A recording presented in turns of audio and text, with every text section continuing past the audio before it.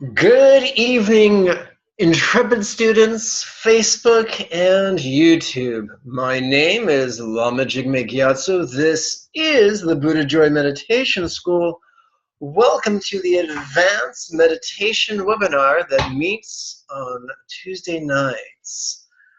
Pat and Darren, I invite you to unmute your microphones and say hello. Hello. Hello. Hello. Hello, Dr. Testani, if that really is your name. I'll keep you guessing. Okay, hey, look at this. The two, Gail and Veth, are wearing black like the ninjas they are. So watch out. If I step out of line, they're going to kick my ass. I didn't get the memo. I would have worn black too. We need to coordinate. Do you remember that dreadful Chuck Norris movie, Good Guys Wear Black? Barely. I'm not a fan of Chuck's. Chuck is not a big fan of progressive politics. Yeah. Okay. Who has any questions about meditation for me at this time? I have a question, but not on meditation. Okay, what's it about? Suki is very No. ill. Tell me what it's about. Don't tell me the question. What are your thoughts on euthanasia? Okay. Okay, let's hit that. So, from the Buddhist perspective, we choose to be compassionate, which means we try to help those around us, especially those under our care, to have the most fulfilling lives possible. When that's not possible, we want them to have, when death is inevitable, when that has been pronounced by a medical practitioner, perhaps two, then we definitely want their transition to be as lucid and as dignified and as gentle as possible. I once knew someone who euthanized a pet, not because they were concerned about the pet's suffering, but for their own. So, in our society, many quadrupeds live under our care and under our power. And so, as humans, we have a great responsibility to our dogs and the cats that we call friends and family members. And so euthanasia, whether it's for a human or a non-human companion, must be done from a place of compassion. And forgive me if I'm beating this subject about your head and shoulders ad nauseum. It must be from a place of centered spontaneity. There is no takebacks. There is no do-overs with euthanasia. We cannot do it from a place of chaos. We cannot do it impulsively, rashly. But if we overthink it, if we do it from a place of contrivance, we will just excite and compound our own neurotic tendencies. This, as with all decisions, must, as contemplatives, be made from a place of centered spontaneity.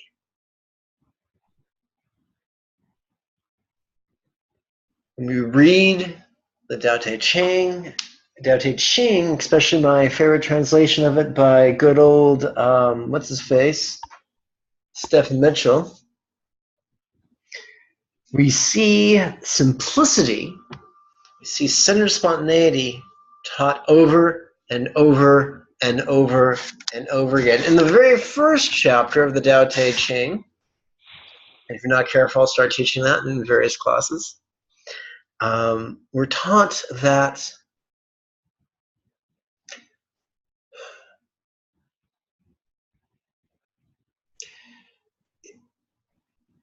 there is a darkness within darkness. There is a yielding to our own ignorance and acquiescence to the fact we know not everything.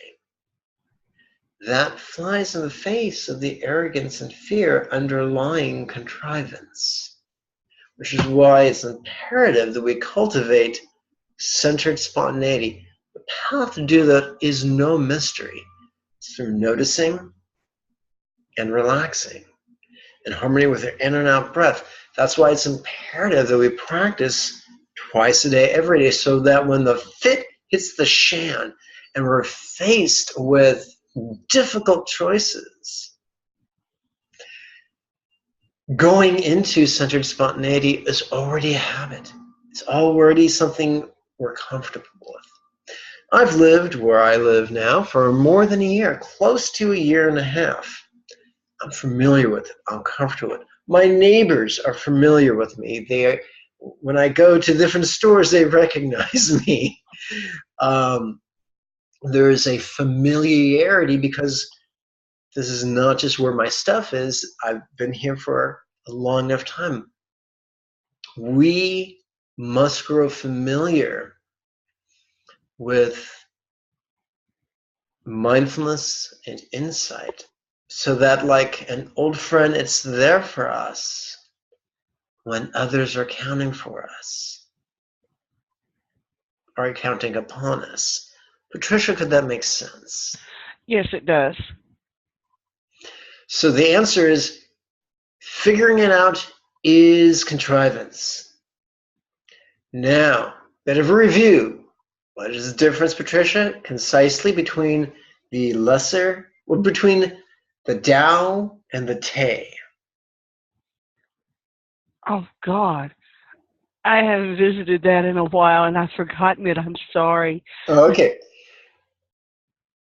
Outside of us is the Tao. The Tao inside of us is the Te.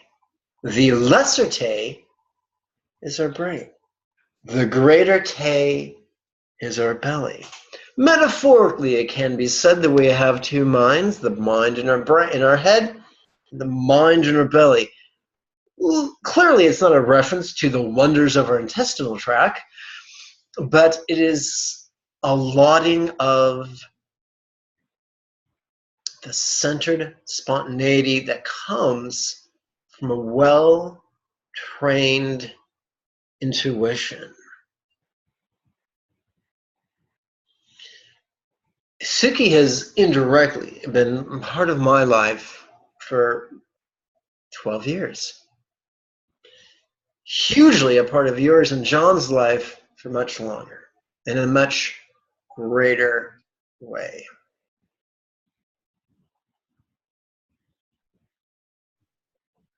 It used to be said in ancient maps, beyond these points lay monsters.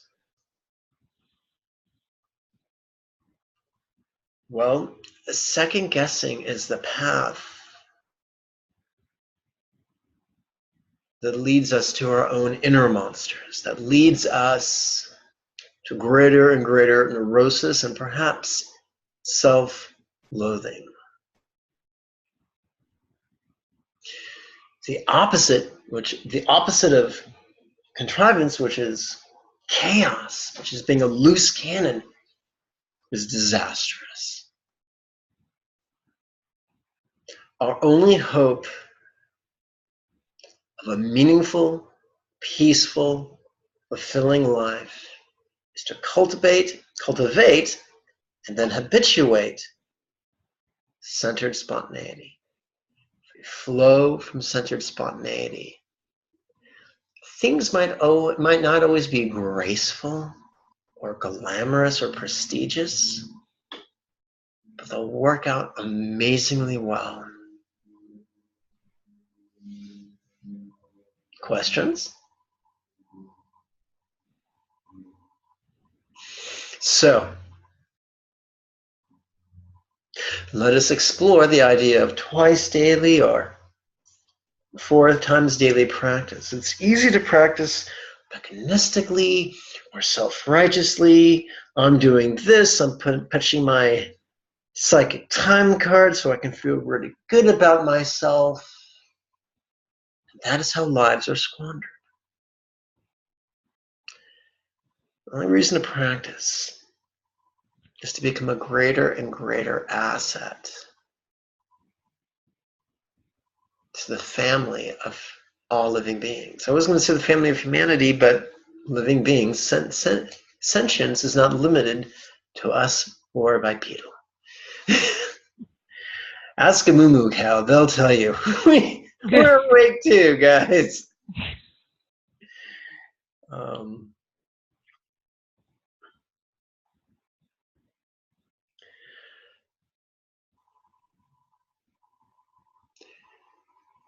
Doing things so we don't feel bad about ourselves is a very small, frightened, selfish motivation.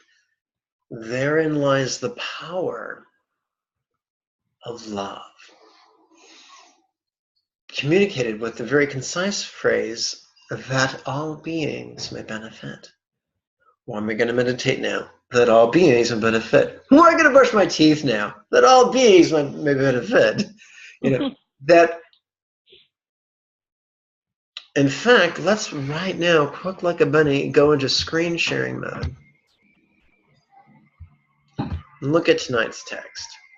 I've added one extra intention page to our practice text.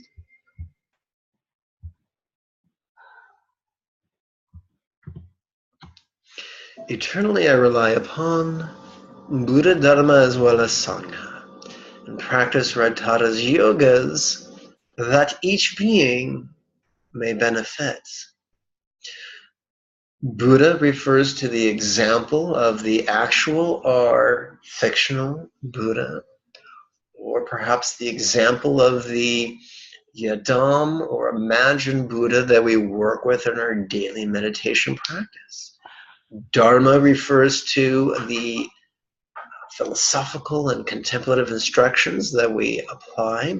Sangha refers to, in a general sense, all beings who are attempting to apply this enthusiastically, but specifically to senior practitioners who have the ability and the desire to help us in our evolution.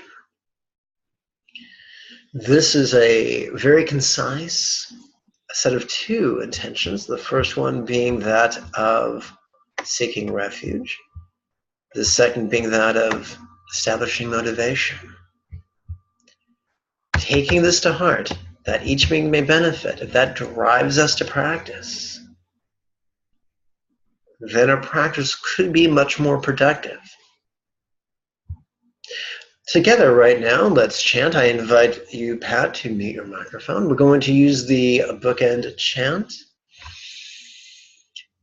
Eternally I rely upon Buddha, Dharma, as well as Sangha, and practice Red Tata's yogas that each being may benefit.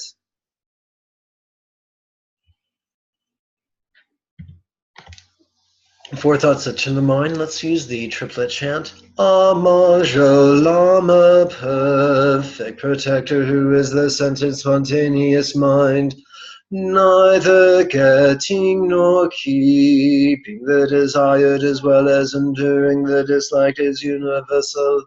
Be it causes, conditions, components, or conceptions, independence is but an illusion. Ever changing one and all, there is nothing permanent to grasp. It is extremely important to make the most of these freedoms and opportunities. Remembering this may my mind ever notice, relax, and flow. And our last chant of this portion of the practice is based on a liberal adaptation of Karma Chagme's essentialization of the 4 sets of Buddhist vows. Again with the bookend chant. Non-violently I practice mindfulness inside as well as love. and apply teachers advice that all beings may benefit. Quick heads up. I choose to teach this class in perpetuity. It's resetting and starting again from scratch the first Tuesday of January. If you're still attending then, that would be an ideal opportunity to create the habit of twice daily practice, because the first week it'll only be a 10-minute practice, which is entirely manageable, contrasted to perhaps a 60-minute practice. And let's come back to now this present moment. If we practice out of guilt, if we practice out of self-esteem or self-righteousness, that really is a form of violence. Violence to ourselves and then violence to the world, denying it the potential that we could become on their behalf. When we embrace chaos or embrace contrivance, we're being violent. We're violently turning away, divorcing yourself, tearing yourself away from the centered spontaneity of our Buddha nature. Buddha nature is a phrase I don't often use. In Sanskrit, it is known as the Tathagata Garbha, which is a winning answer in Scrabble. It is found in many of the Mahayana scriptures, especially those of the Madhyamika. No, I take that back. As well as those of the Yogacara and Chittamitra sects. But I'm using it now. Our Buddha nature is centered spontaneity. Regardless of our circumstance, our bodies, our emotions, our mind, regardless of the pleasure or the pain therein, we can still rest in the centered spontaneity of our Buddha nature. It is our birthright.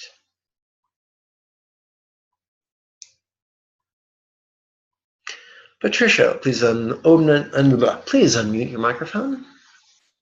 Okay. Okay, so do you feel that has adequately answered your question?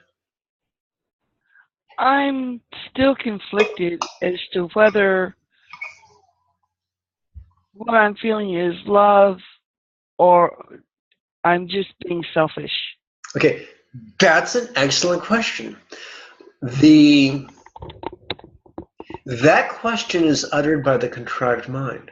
It's not entered by the centered spontaneous mind. So when you hear that echoing within the corridors of your mind,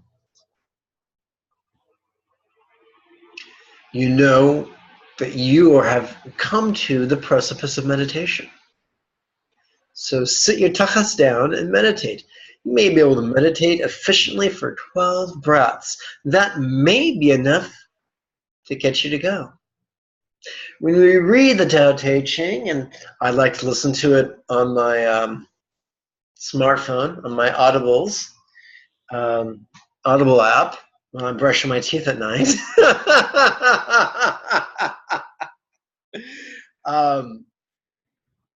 It can remind us that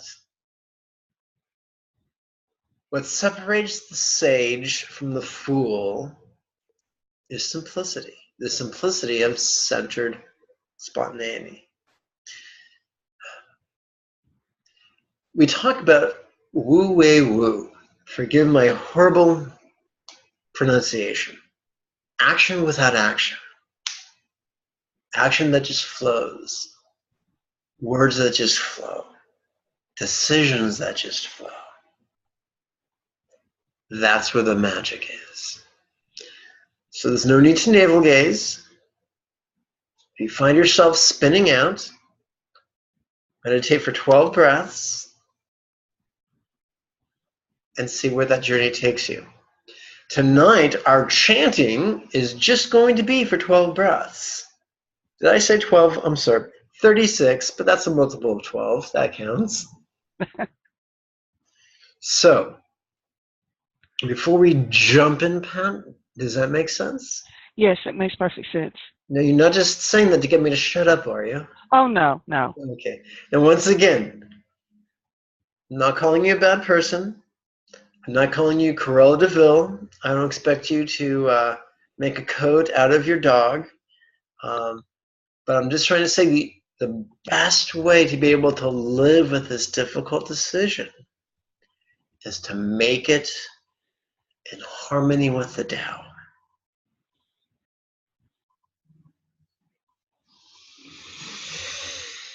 So when the time comes and we have to make that final vet visit, it won't be as a betrayal. It won't be a sense of betrayal. Are you asking me what you're feeling or the actual circumstance? Or the circumstance. Okay.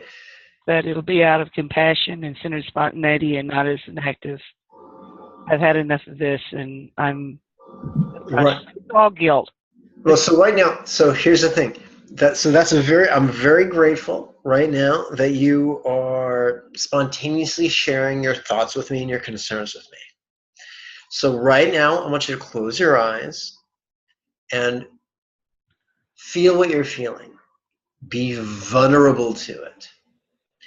Stand before it, metaphorically speaking, naked. No defenses.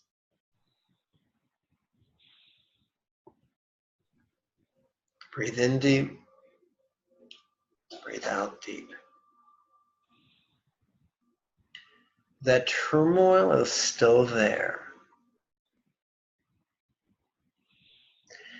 When you can flow with the turmoil, not being chased by it like a leaf driven by the wind, when you can let it bounce off the walls of your heart like a pinball in an arcade machine,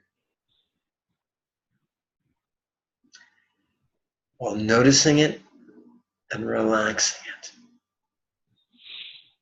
Then you will be sinking into the centered spontaneity of your Buddha nature. Any fool, Patricia, can be happy when everything's hunky-dory. Any fool can feel peaceful in the absence of turmoil, big whoop. The key is to be able to feel a peace in the midst of the nightmare. And make no mistake about it, you are it. The imminent passing of a loved one is a nightmare. It's a living nightmare. And a fool seeks an existence devoid of any suffering. A wise man, a wise woman chooses to traverse the path of awareness and release in the midst of the unpredictable chaos that is this universe.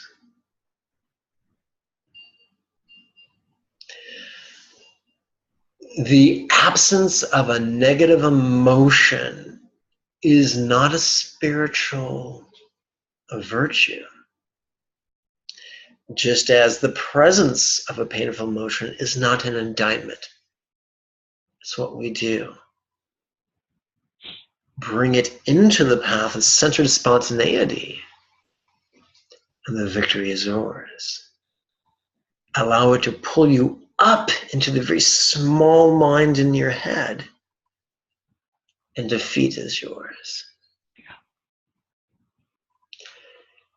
Give yourself permission to grieve in anticipation. Give yourself permission to cuddle with Suki, lie down with Suki, stroke Suki, cry into Suki. I'm sure she'll love your snot. I've heard it makes an excellent hair conditioner. The emotions are not your foe. The fear, the rage, the grief, those are not your foe. Your foe is their tyranny. But if they are in the background, then just as a bird knows nothing of the air or a fish knows nothing of the water, that is just part of life. You will not rail against the inevitability of things you cannot control, but rather you can flow and dance with the Tao. So you're not looking for an absence of turmoil. You're looking for an absence of neurosis. Yes. When in doubt, notice and let go for at least 12 breaths. So while everyone's looking at their digital device, quick like a bunny, I'm going to go over to the second to the last page. Whoops, that's not the second to the last page. This is the second to the last page. And Pat, you've been working with this list for approximately 2 years. What excellent motivation you have to memorize these 12 ascending finger positions, beginning with the bottom one up to the 12th one, so that in a pinch, you can do one breathing exercise, one breath for each of these 12 finger positions. And within, 4 minutes, you could be plugged into a greater sense of centered spontaneity. Okay. Have you any questions at this point? No, I'm okay. When questions arise during the practice, jot them down and then ask me at the end of practice. Okay. Okay. So, having said that, please mute your microphone. Now, typically, every week, we've been playing with all 12 of these elemental permutations. Today, we're going to focus on 4. 4 that can help us to assert ourselves from a place of centered spontaneity, unconsciously to put out, to shape our aura, our electromagnetic field in such a way that people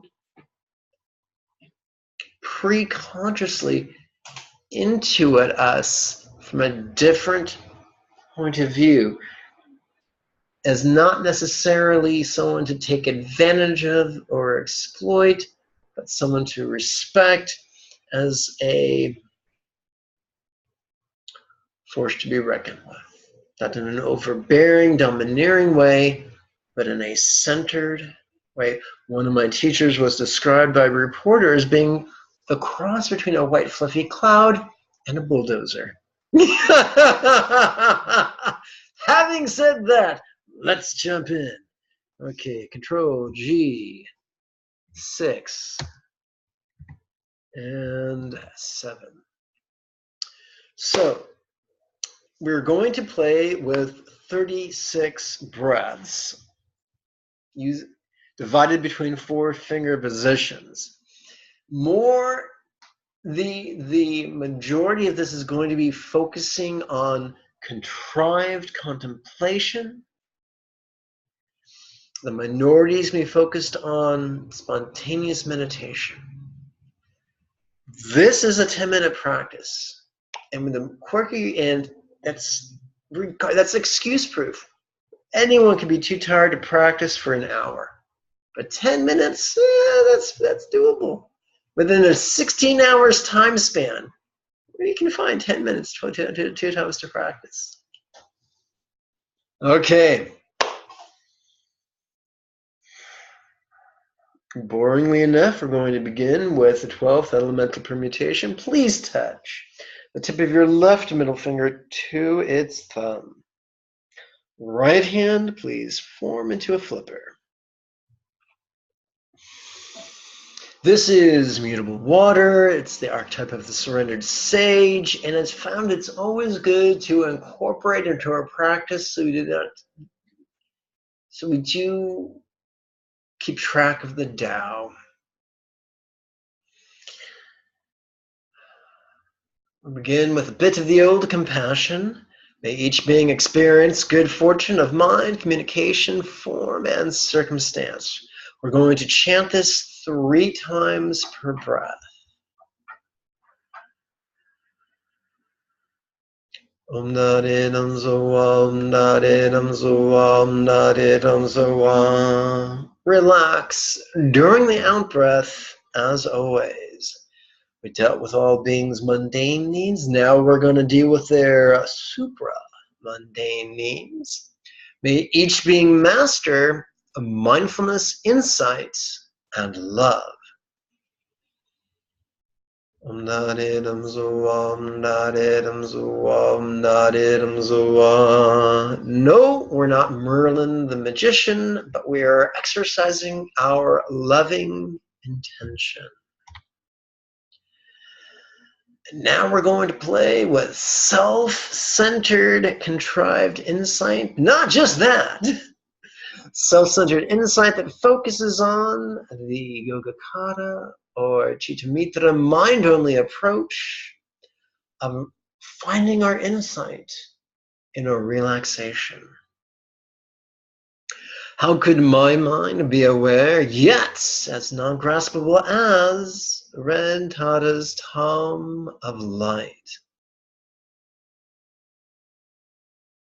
Om Dare Nam Om Dare Nam Om Dare Nam.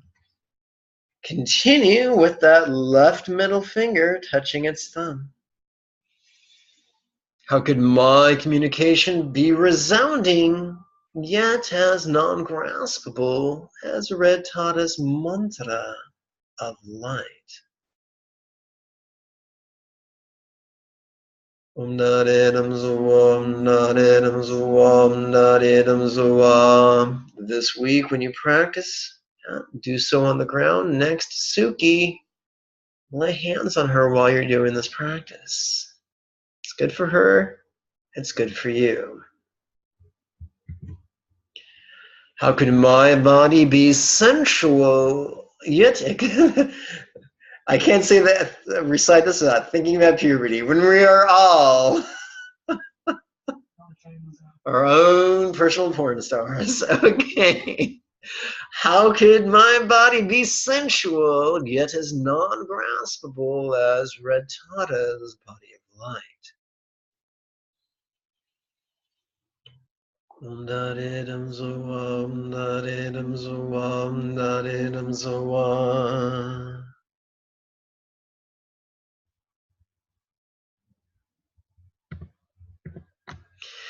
How can my circumstance be appearing, yet as non-graspable as Red Tata's Pure Land of Light? Om Nare Nam Om Nare Nam Om Nare Nam. It is so tragic how so many Buddhists are fundamentalists. Why is that tragic? Because they look at the Pure Land as an actual place they can go to escape problems, forgetting that they depict the Pure Land as being comprised of a non-graspable light. The lesson of the Pure Land is lost in fundamentalism, but seen in liberalism. The lesson of the Pure Land is what makes a Buddha's environment a Buddha's environment. It's not the absence of suffering. It's the realization of the non-graspability of one's circumstance. You could be in a prison when you realize the non-graspability of your circumstance, not just intellectually, but viscerally. Then you've accomplished the Pure Land, regardless of your circumstance. By the way, quick look at the notes. I'm going to jot this down for you, Darren, if you like the way tonight's practice feels. 12th permutation. You can just consult the 4th page from the end to figure out how to do that.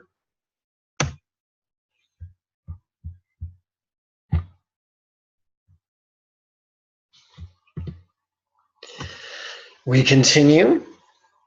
And now, instead of just focusing on ourselves like a chick in the prison of her own egg shell, we're going to peck out of the shell and see that the world is much bigger than just ourselves. And enter the world of the Madhyamika, where we begin to use intellect to explore non-graspability. How could each neighbor's mind be full of dependence? Some minds are full of shit, but others are full of dependence. Om Narinam Zoam, Narinam Zoam, Narinam Zoam. How could each earthling's mind be void of anything independent to grasp? Veth, what's the opposite of full? Empty. Yes. Gail, what's the synonym for empty? One syllable synonym for empty. Void. Excellent. So, full and void. Dependent and independent. They're both opposites. So if we're full of dependence, and that's true, and we're empty of independence, that's also true. They don't contradict. In fact, they complement each other. How could each earthling's mind be void of anything independent to grasp? And notice we've introduced the word grasp and how there is nothing to grasp.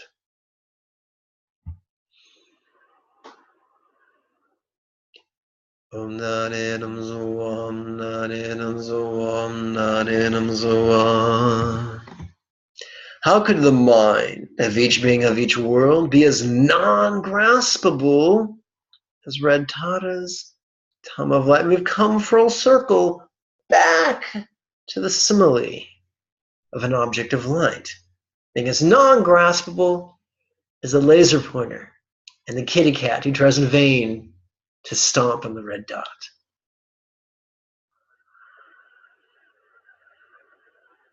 Om Narinam Zoam, Narinam Zoam, Narinam Zoam. And just when you were getting bored of the 12th elemental permutation, we now switch to the, oopsie, give me a second here, to the 10th one.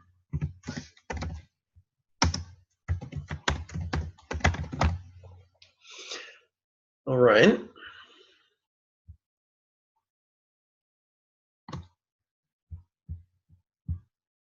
How do we access the 10th elemental permutation? By touching the tip of our right ring finger to its thumb, while our left hand makes a flipper. This just like a dolphin. How could each neighbor's communication be full of change? Om Narinam Zoam, Narinam Zoam, Narinam Zoam.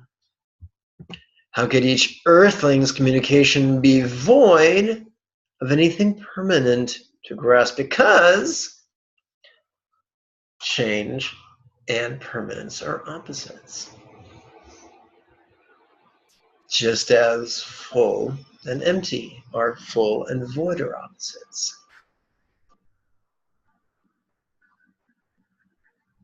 Om Narinam Zoam, Narinam Zoam, Narinam Zoam. How could the speech of each being of each world be as non-graspable as Red Tata's mantra of light?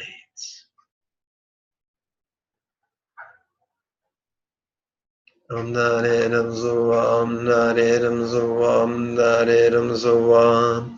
Grasping the non-graspability of communication is useful the next time your neighbors are having a very loud argument.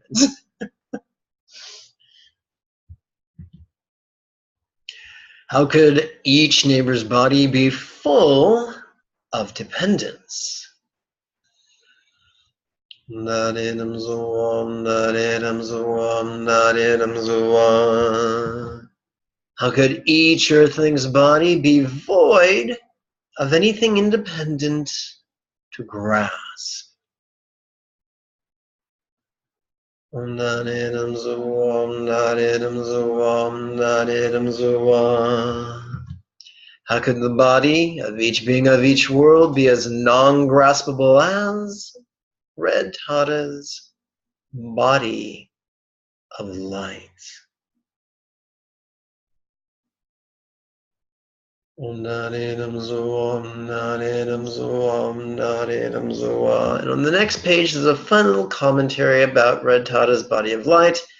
When you download it from the website to your smartphone, you can make it just as big as you want and read it to your heart's content.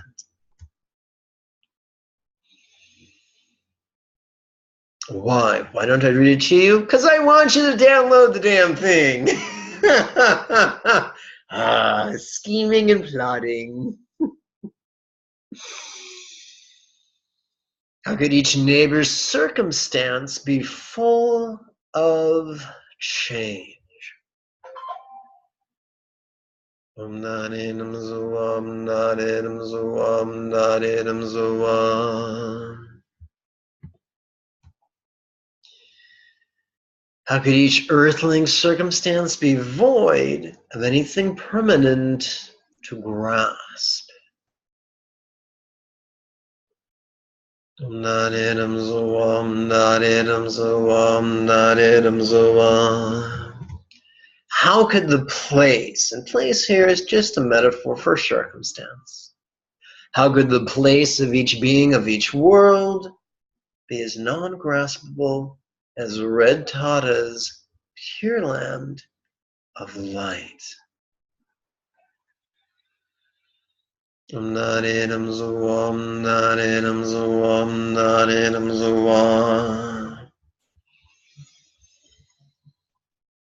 And now we switch again. So quick like a bunny, I'm going to jot this down in the notes. We're going to work with, let's see, this is 10, and this is 9, and this is 7. So we're going to deal with the 7th permutation.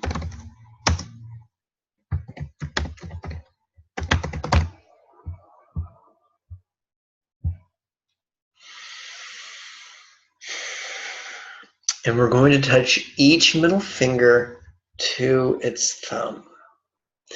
And this is going to gain us access to what I like to call a bit of the old psychic rocket fuel.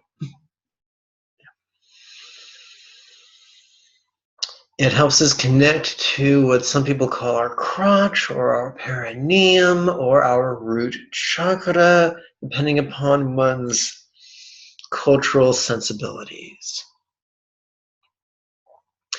We're now going to play with 7 contemplations to help us explore the folly of clinging. What could I cling to if each world now melted into this world? Nanidam Zuam Nanidam Zuam Nanidam Zuam.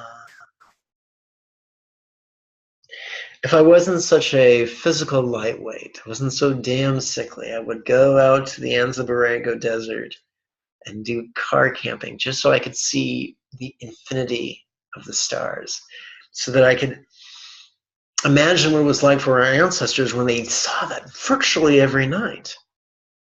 For truly for them, the sky was a backlit canopy with holes punched in it. And for that to melt into earth would be a trauma, for they clung to it. They expected it every night. Let's continue. What could I cling to if this world now melted into this circumstance? Om Nanidam Zuam Nanidam Zuam Nanidam Zuam. What could I cling to if this place now melted into this body? Om Nanidam Zuam Nanidam Zuam Nanidam Zuam. What could I cling to if this body now melted into this communication? Om Nani Nam Zo Om Nani Nam Zo Om Nani Nam Zo Om. What can I cling to of this speech now melted into this mind? Om Nani Nam Zo Om Nani Nam Zo Om Nani Nam Zo Om. What can I cling to of this mind now melted into an empty void? Yes, empty and void are synonyms, so use them together as an exercise in redundance. But a useful one.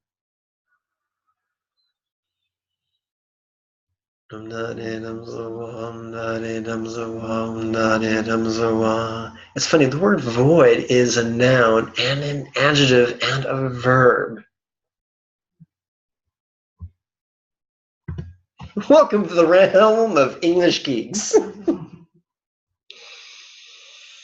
What could I cling to if I now experienced infinite openness? And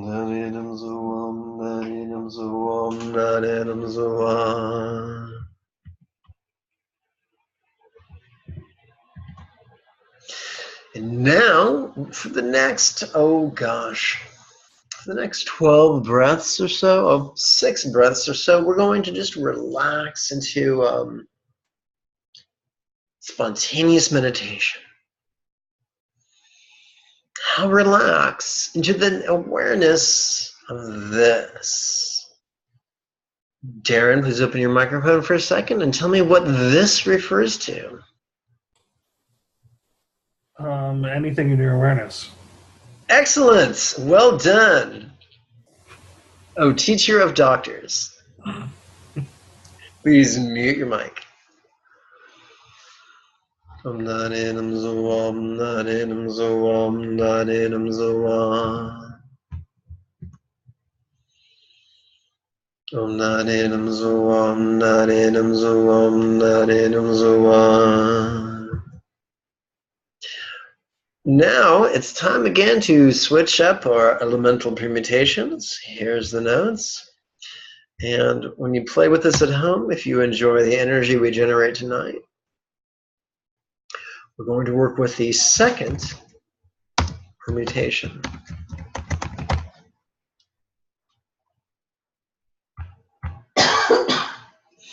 And these notes will be available for download probably by this time tomorrow.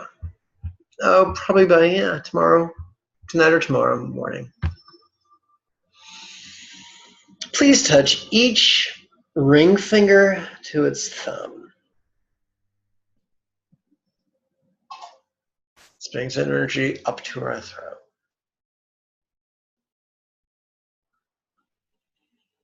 Om Nani Nam Zo Om Nani Nam Zo Om Nani Nam Zo Om. Om Nani Nam Zo Om Nani Nam Zo Om Nani Nam Zo Om. Om Nani Nam Zo Om Nani Nam Zo Om Nani Nam Zo Om.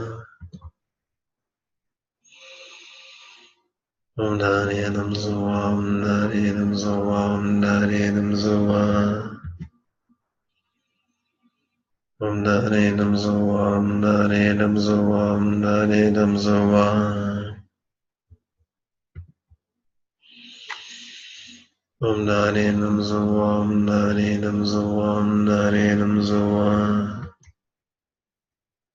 We're going to conclude with 3 more exercises of contrived compassion. May each who have recently passed take immediate and auspicious rebirth in the pure land of Redtata. That can be interpreted literally as a literal place, a literal paradise. It can be interpreted as an auspicious rebirth.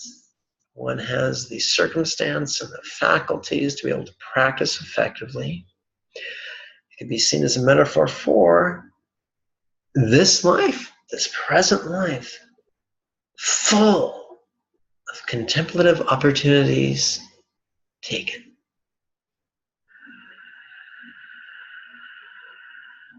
Om Narinam Zoam Narinam Zoam Narinam Zoam.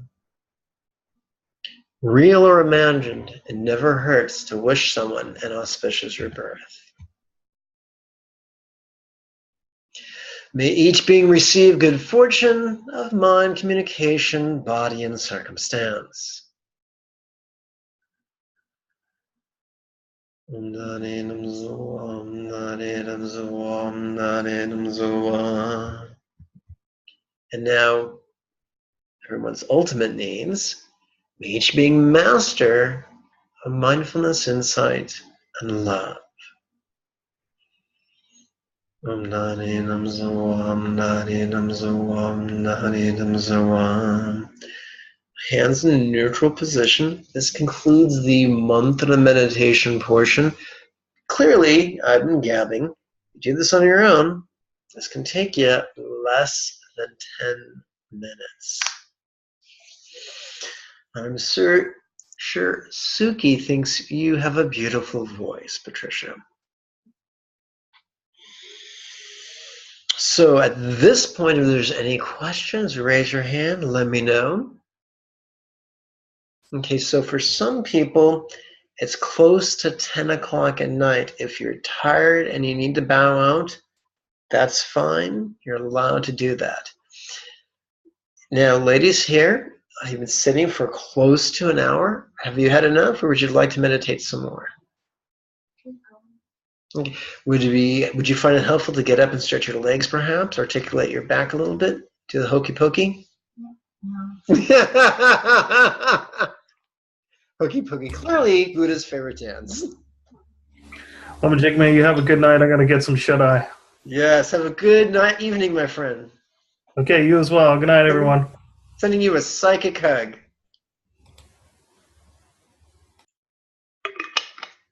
He says, I've got your psychic hug right here.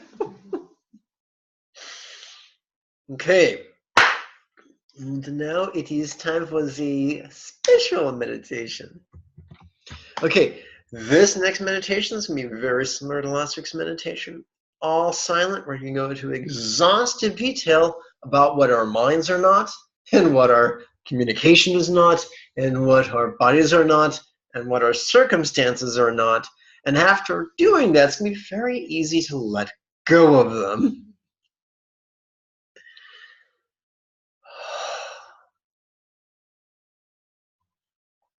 Again, please touch the tip of your left middle finger to its thumb.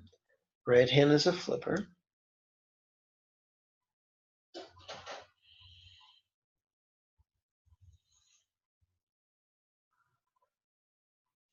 Eyes open so you can gaze upon the text as it changes before your eyes.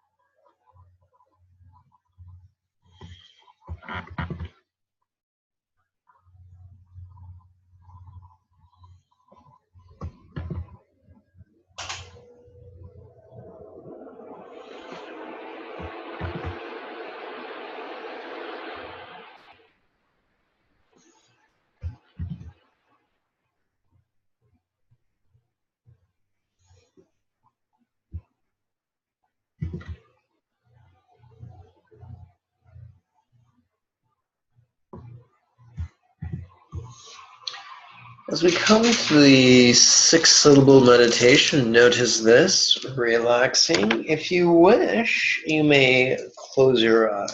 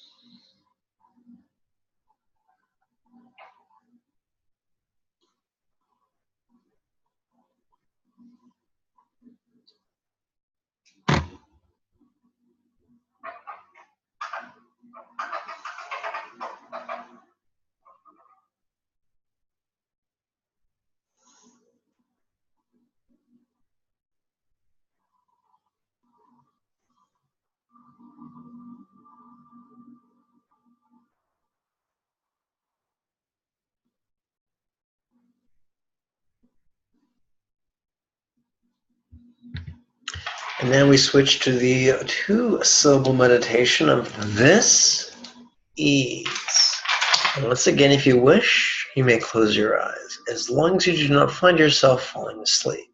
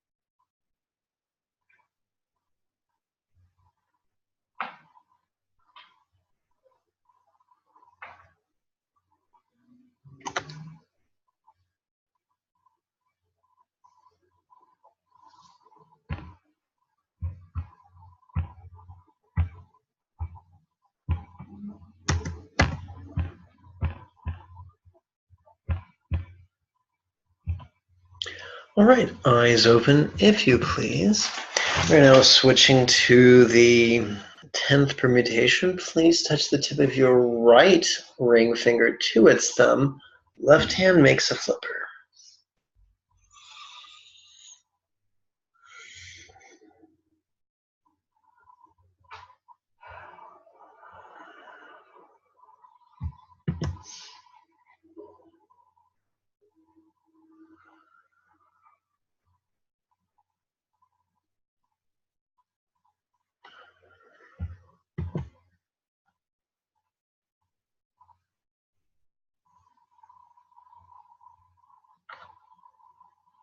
Do remember these are rhetorical questions.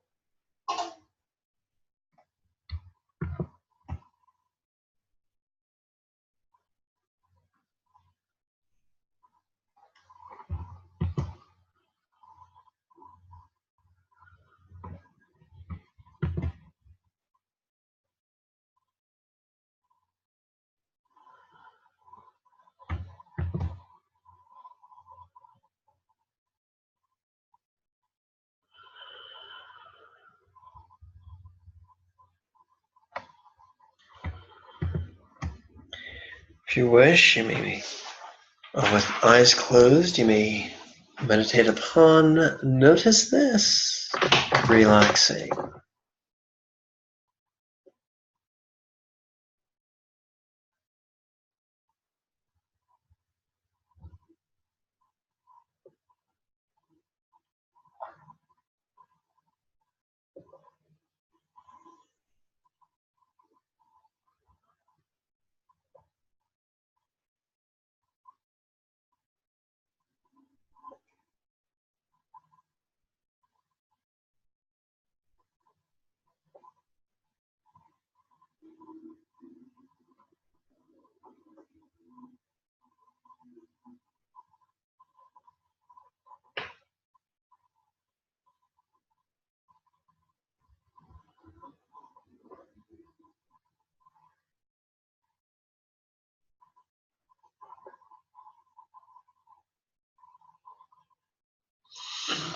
Excuse me.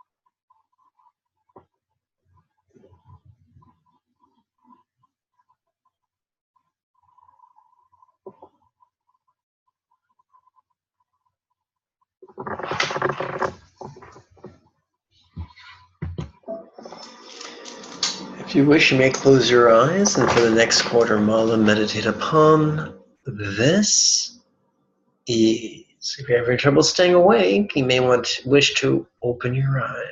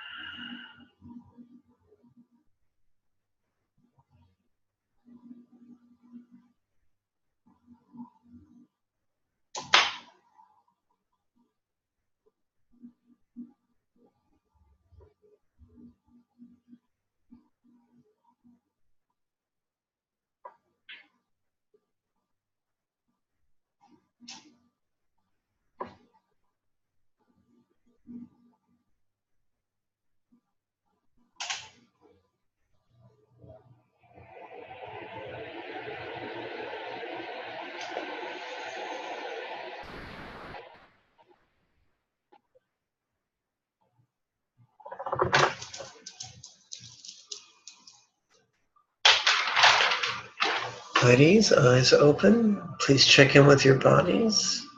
There's no points for suffering. How are your hips? How is your back?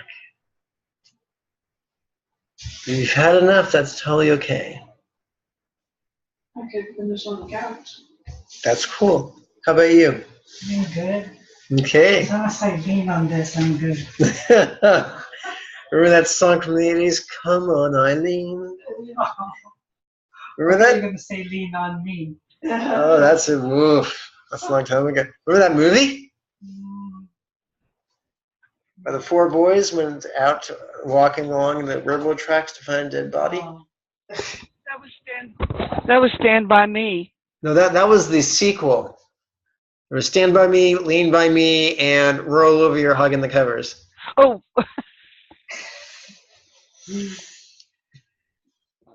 When in doubt, bullshit. Okay. My leg's asleep. Are you going to call it a night? You're allowed to. No, I really want to continue, but my butt is telling me I need to get up. Well, okay. Is that okay? So do what you got to do, Pat. You can sit on the chair, you can sit on the sofa, you can stand up, or you can call it a night. Whatever works best for you. Oh no, I want to continue, please. It's much more fun if your microphone's on. What happened? Well, anyway, let's not get in a frenzy. This continue.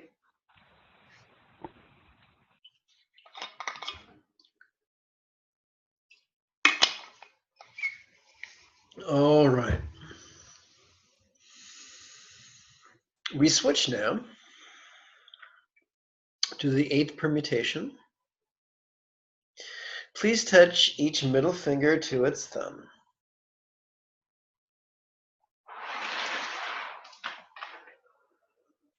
And this, of course, is jet fuel. Eyes open, if you please, and no shooting through the roof. That really upsets the upstairs neighbor when my students do that.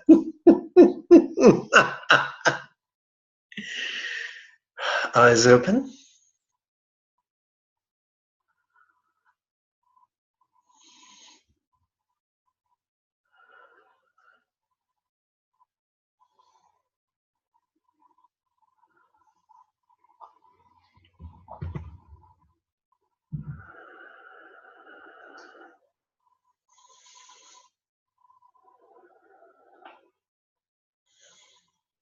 I want to explore this for a moment. How form void of satisfaction. Try not to think about the Rolling Stones song now. I double dog dare you. Physical pain is not a spiritual indictment. Remember, Buddha's Pure Land is not the absence of suffering, it's the absence of grasping at suffering. Having said that, let's continue.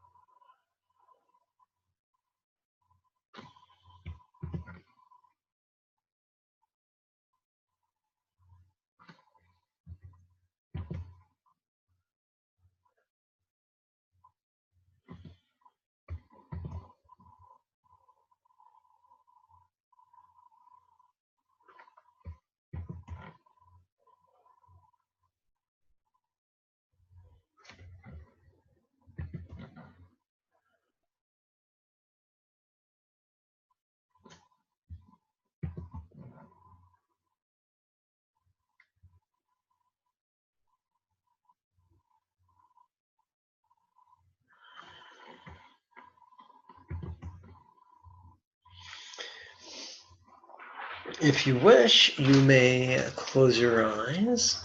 Notice this, relaxing.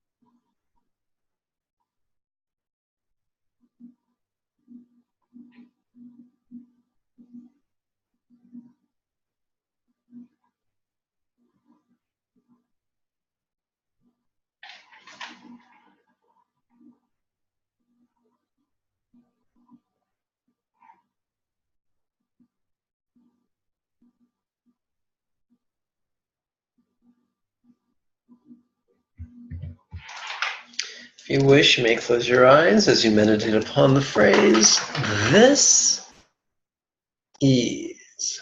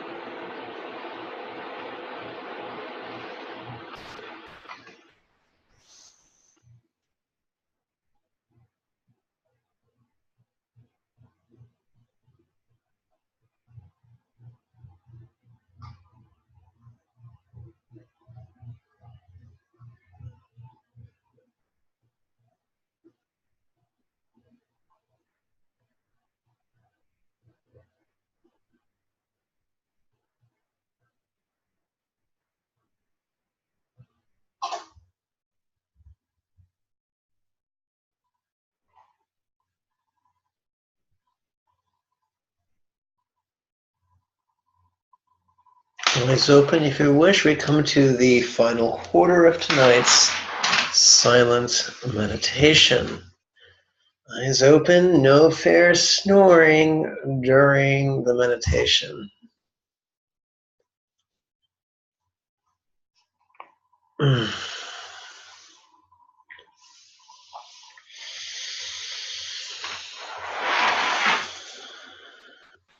Please touch the tip of each ring finger to its thumb.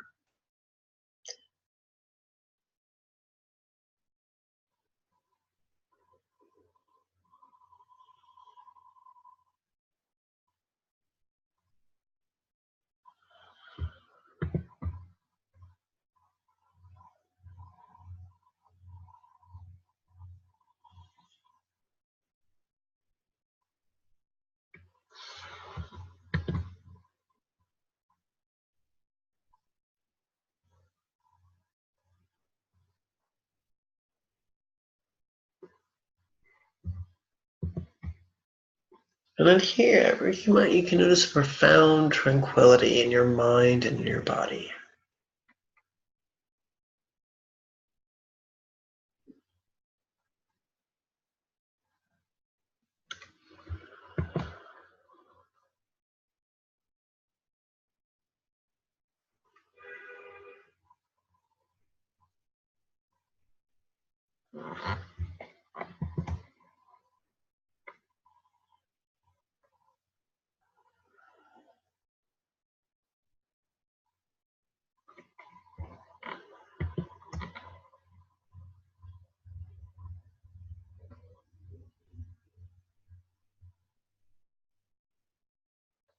You'll notice in this exercise we're using the phrase seen yet void.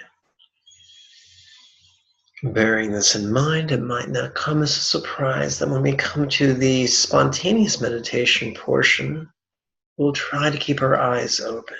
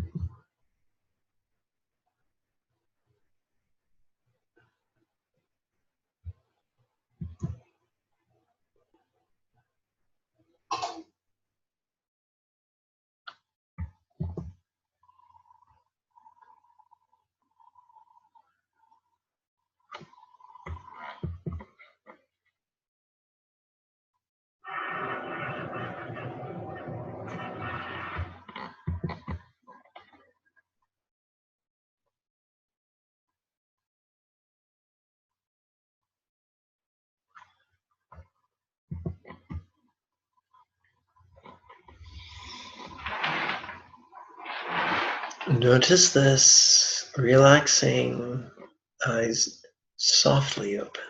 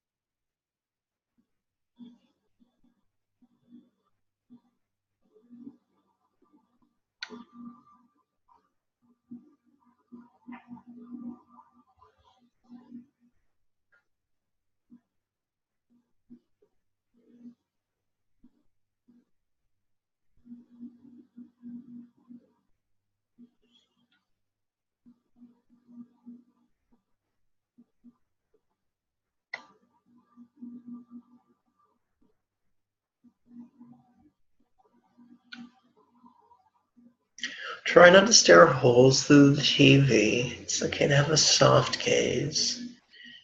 The Koreans refer to it as distant mountain gazing. Really tap into peripheral vision.